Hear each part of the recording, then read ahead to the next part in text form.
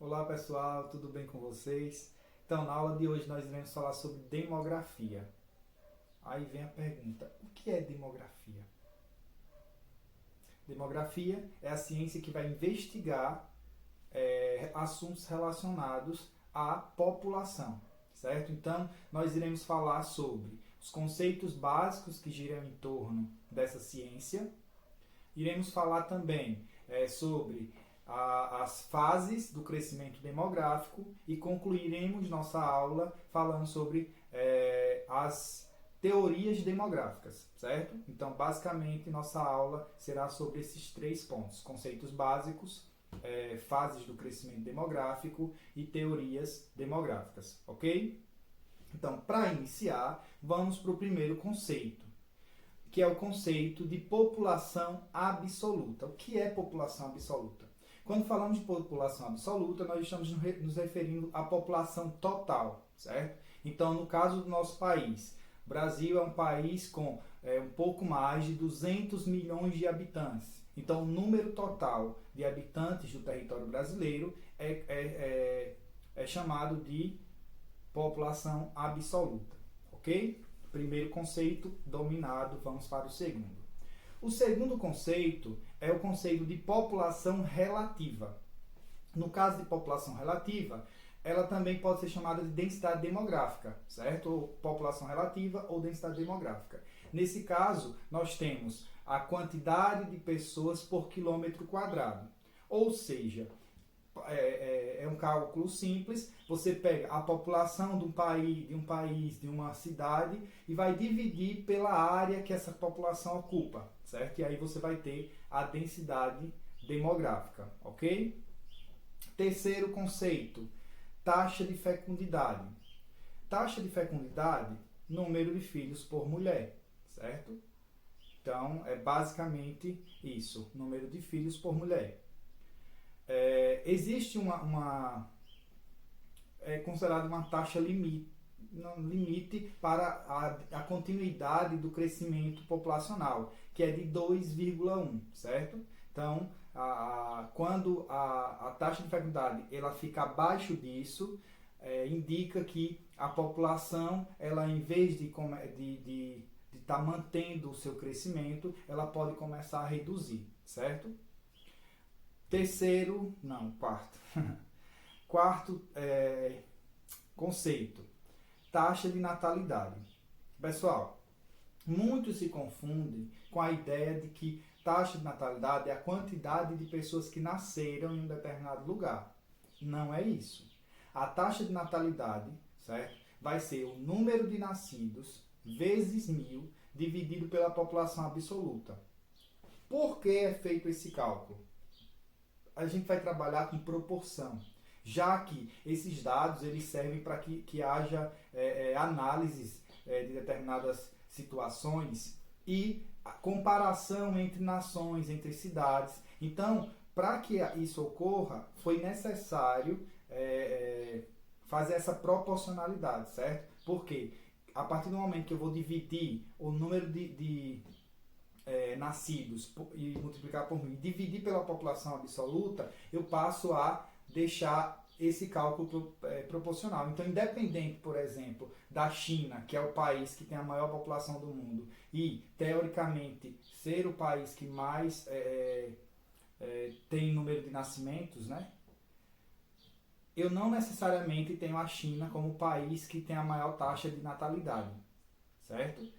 Por quê? Porque quando eu vou dividir o número de nascidos na China, multiplico por 1000, divido pela população absoluta, então esse número pode ser baixo, certo? Então fica proporcional, independente do tamanho da população de qualquer que seja a nação. A mesma coisa acontece com a taxa de mortalidade, certo? Não é basicamente um número simples de óbitos, é o número de óbitos vezes 1000 dividido pela população absoluta, certo? Então, o resultado, tanto de taxa de natalidade quanto de taxa de mortalidade, vai ser sempre por 1000, certo? Então, não é por cento, porque você está incluindo ali um número que é o 1000. em vez do 100. Se fosse 100, aí o resultado seria em por cento. Como nós estamos colocando em 1000, o resultado vai ser sempre por 1000, ok?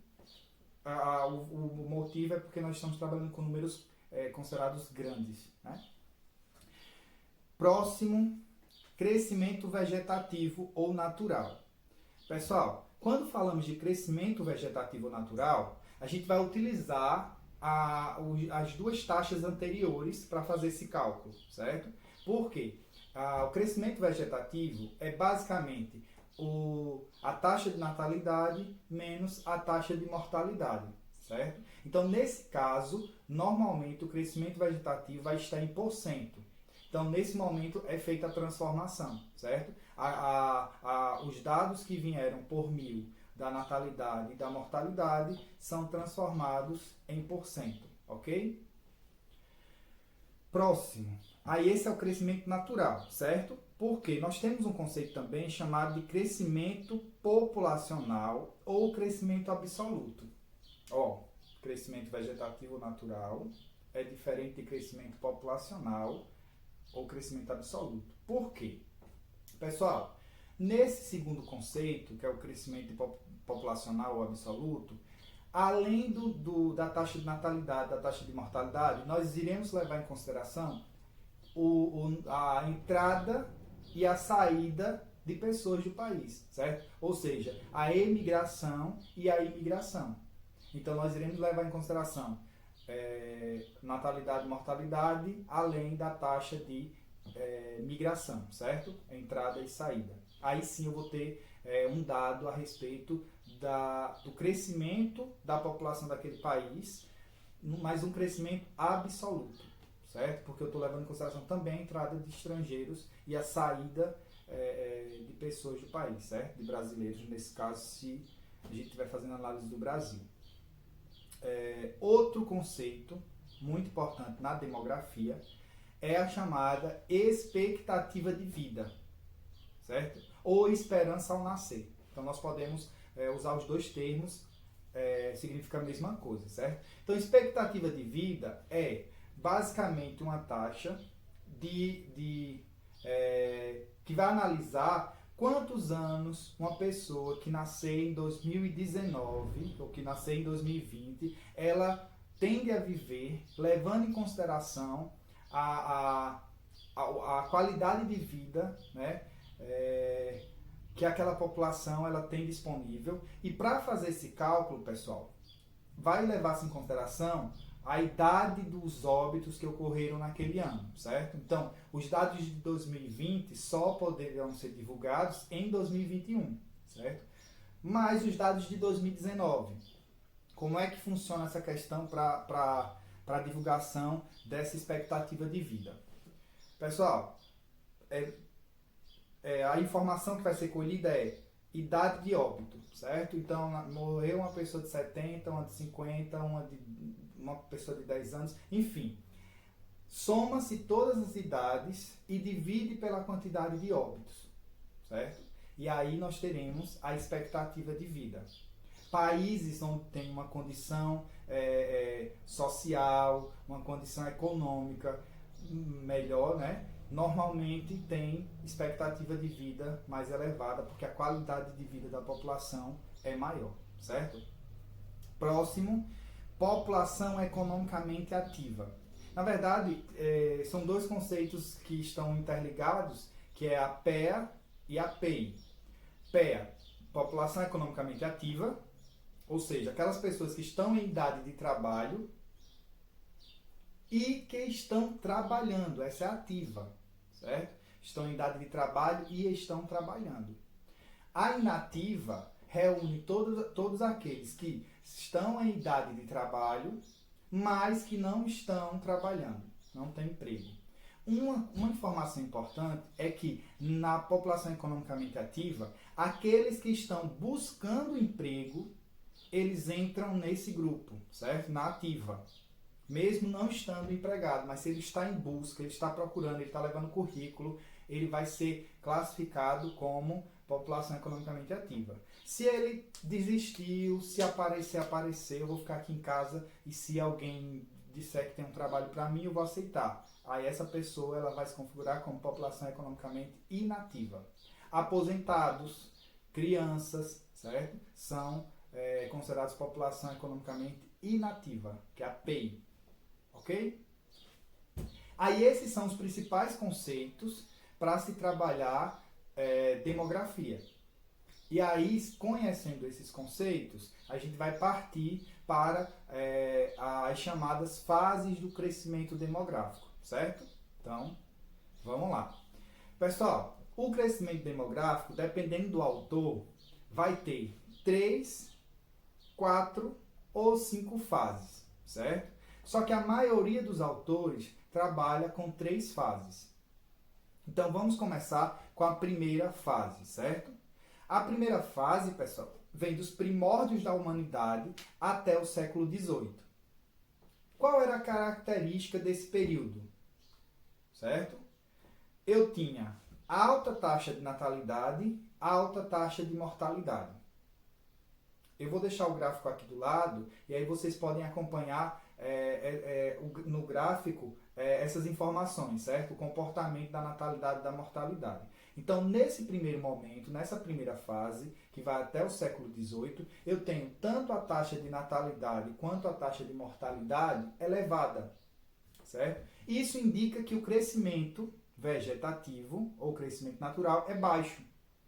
Porque, lembrando, para calcular o crescimento vegetativo, eu vou usar essas outras duas taxas, natalidade menos mortalidade, certo?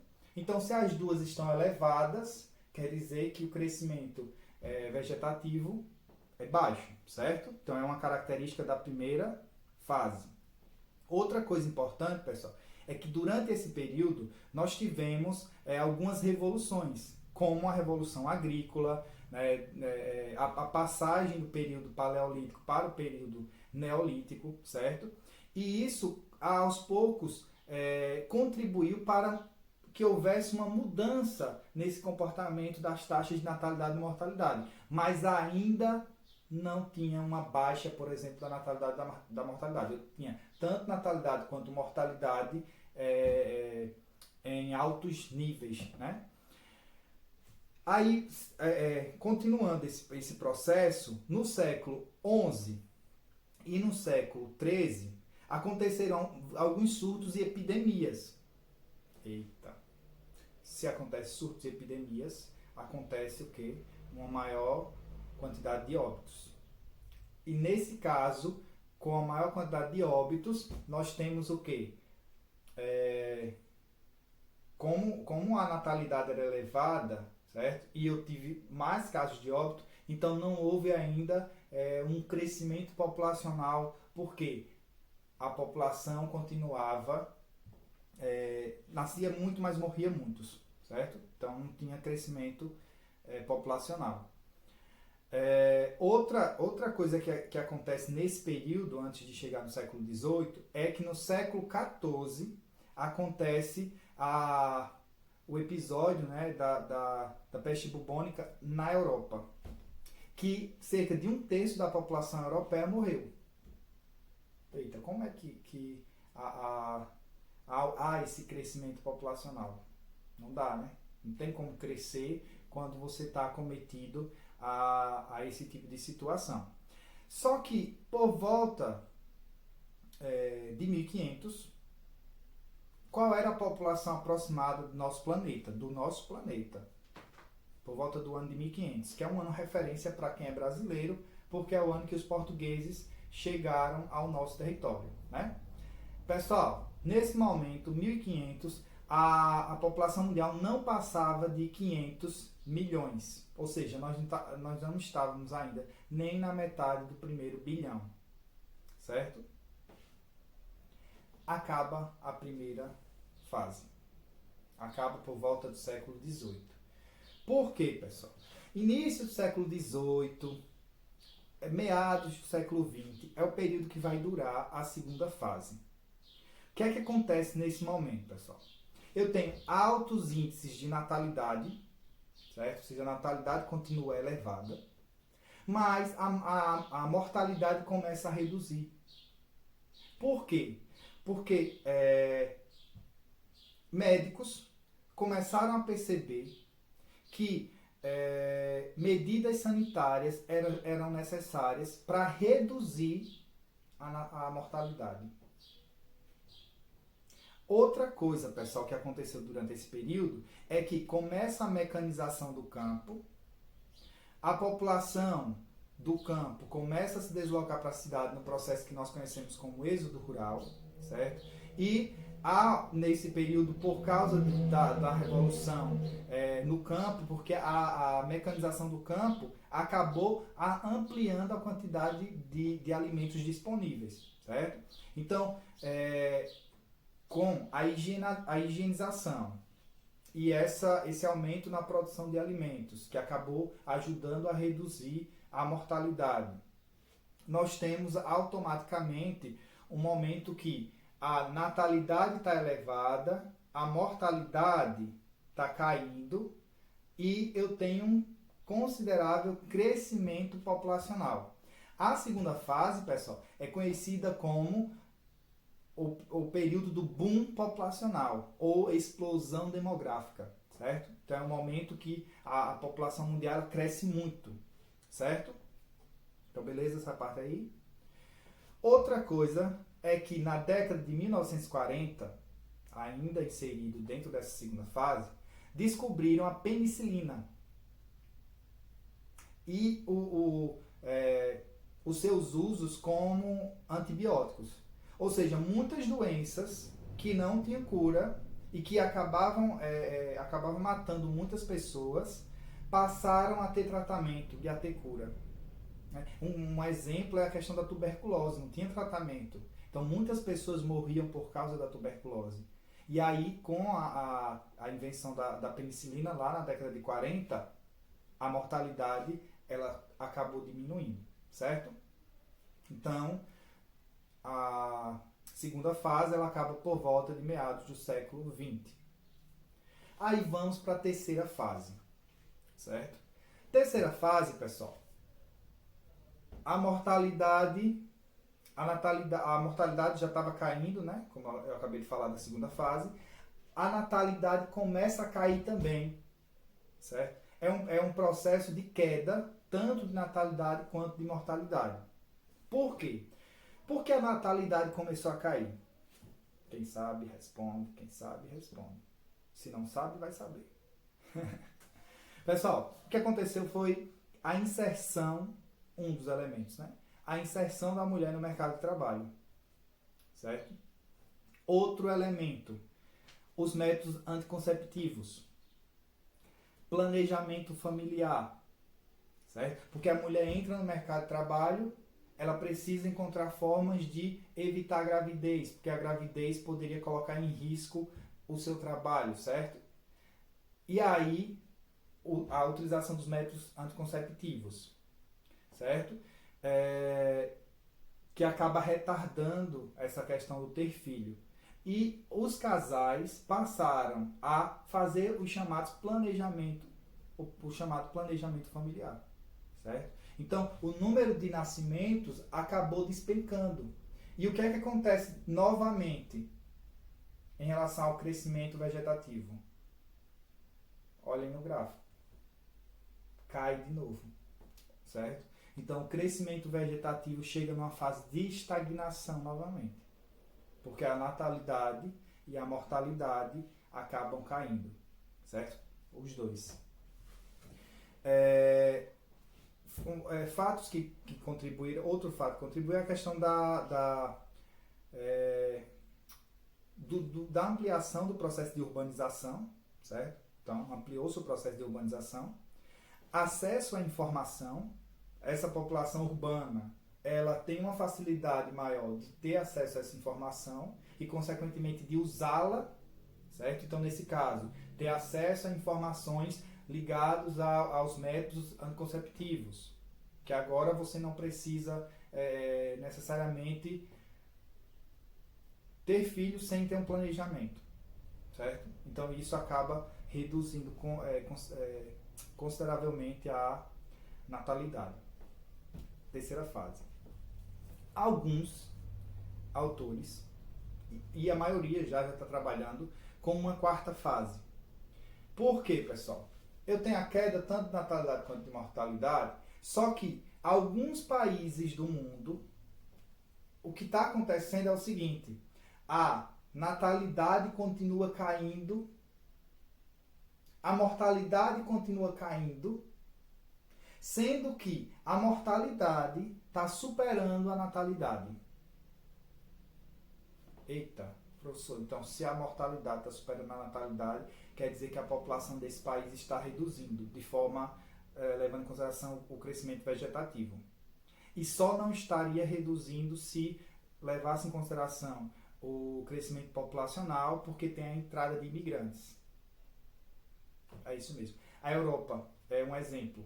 Né? Porque, assim, outro detalhe que eu deixei passar é que os países, eles não necessariamente estão todos na mesma fase, tá? Então, tem nações que estão passando aqui pela terceira fase.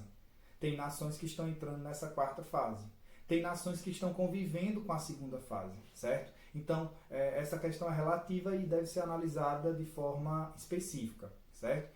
Só que essa quarta fase já é vivida na Europa, em algumas nações, onde a população ela só não está diminuindo ainda por causa da entrada de imigrantes, certo? Mas a população nativa ela já está começando a ter uma diminuição por causa dessa taxa de natalidade que está a mortalidade que está superando a natalidade, certo? Professor, mas esses países desenvolvidos com um sistema de saúde eficiente, né? E por que está morrendo tanta gente? Essas mortes, pessoal, em sua maioria por causas naturais, certo? Ou seja, a idade, o pessoal é velho, é idoso, certo? Então, não tem mais muito o que fazer. Os países esses países que estão vivendo essa realidade já fizeram o que podiam fazer, né? Deram a maior assistência, cuidaram da melhor forma possível. Só que o problema aí está na baixa natalidade, certo? Porque ter uma expectativa de vida elevada é uma maravilha, né? O problema está em ter uma baixa natalidade. Então, muitos desses países adotaram algumas políticas para tentar incentivar a população a ter filhos, certo? Então, tem a questão da licença maternidade, que em alguns países da Europa dura 1 ano, e tem a licença paternidade, que dura 6 meses, certo? Alguns países, as pessoas que têm filhos, elas recebem um determinado valor, certo? Então, existem políticas para tentar incentivar o nascimento, né, de pessoas nessas nações que está tendo uma redução cada vez maior da taxa de natalidade, certo? Então, o problema não é a expectativa de vida, o problema é a natalidade. Só que o fato da expectativa de vida estar elevada vai gerar problemas para os governos, né? Com questão de previdência e com maior assistência para essa população idosa que vai necessitar de hospitais melhor equipados, enfim. Aí, depois de conhecer essas fases, né, primeira, segunda, terceira e essa nova fase, nós vamos agora para as teorias demográficas, certo? Pessoal, 4 teorias, elas ganham destaque, certo? Quando nós falamos da temática. A primeira delas é a teoria malthusiana. A teoria malthusiana, ela é proposta por Thomas Malthus, certo? Que era um clérigo inglês, e ela é proposta lá no século XVIII. O que era que estava acontecendo no século XVIII? Revolução Industrial, elevação da urbanização na Inglaterra, êxodo rural que estava provocando o aumento da população nas cidades. Deixa eu ver mais o que. Ou seja, a Inglaterra está em ebulição. Muitas mudanças para se absorver. E Malthus começou a fazer algumas observações, né? Ele começou a perceber que, tem muita gente, o aumento populacional está sendo extremo e a produção de alimentos não está crescendo no mesmo ritmo, não. Isso quer dizer que mais cedo ou mais tarde vai faltar alimentos e a população vai começar a morrer de fome. Então, na teoria de Malthus, ele diz o seguinte, que enquanto os alimentos estão crescendo em progressão aritmética, 2, 4, 6, 8, 10, por aí vai, a população está crescendo em progressão geométrica, 2, 4, 8, 16, 32. Ou seja, a população está crescendo num ritmo muito mais acelerado do que a produção de alimentos. E é uma preocupação, né, se isso realmente estivesse acontecendo. E aí ele vai fazer as propostas, ele começa a propor algumas coisas que poderiam ser feitas, algumas intervenções, para evitar que houvesse esse colapso no futuro. Né? Entre essas recomendações que são dadas por ele está o retardo do casamento, ou seja, casar mais tarde, porque automaticamente se casasse mais tarde teria menos filhos, certo? A palavrinha que não vem. A castidade antes do casamento, certo? Ou seja, não ter relações sexuais antes do casamento, porque se acontecesse, poderia gerar-se uma criança e aí aumento da população, certo? E também uma última recomendação era somente ter filhos se tivesse condições de criar, de suprir suas necessidades, certo? Então essas eram as recomendações dadas por Malthus quando ele desenvolveu a teoria que ficou conhecida como teoria malthusiana, certo? Pessoal, Malthus não contava com uma coisa. Revolução no campo, com a implantação das máquinas no campo, que geraria um aumento na produção de alimentos, certo? E também não levou em consideração a expansão das áreas que poderiam ser utilizadas para a agricultura, certo? Mas principalmente ele não levou em consideração essa evolução tecnológica que poderia acontecer no campo e que geraria um aumento da produção de alimentos. Também não levou em consideração que essa população poderia não crescer mais no mesmo ritmo, que foi o que aconteceu, né? Os países europeus que eu acabei de citar, que estão tendo uma redução da sua população, porque a mortalidade está superando a natalidade, certo? Então essa é a teoria malthusiana. Pessoal, lá depois da Segunda Guerra Mundial, acontece uma conferência que ficou conhecida como Conferência da Paz, em São Francisco, nos Estados Unidos, certo? É nessa conferência que é criada a ONU. E nesse momento surgiram muitas discussões a respeito de desigualdade social, a respeito de acesso a alimento, certo? De bem-estar social, depois da guerra. Né? E aí, dois grupos começaram a discutir visões diferentes a respeito da mesma problemática, certo?